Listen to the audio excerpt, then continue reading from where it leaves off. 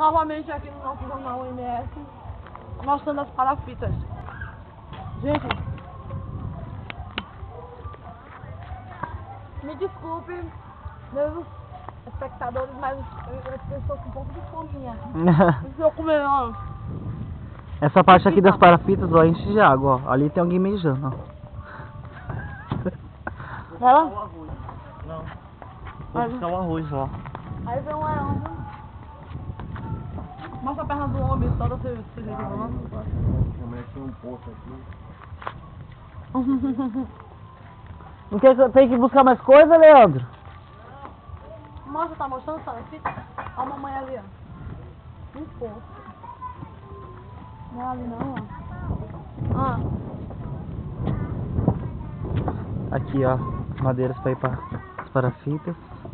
Aqui, essa parte aqui, ó, enche de água. Aqui a maré, quando tá cheia, aqui fica lotado de água. Agora a maré não tá cheia.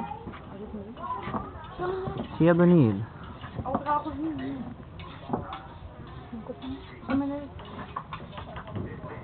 Se você deixar de me Ana Maria amolando facão.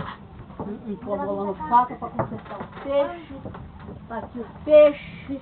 O peixe.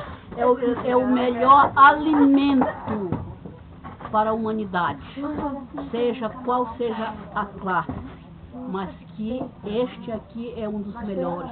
Contém fósforo, não faz mal à saúde e é muito bom. Oh, beleza. E assim encerramos essa reportagem com a repórter comendo, né? Ah, tá. Como Repórter sempre. esse, como é? MS. MS.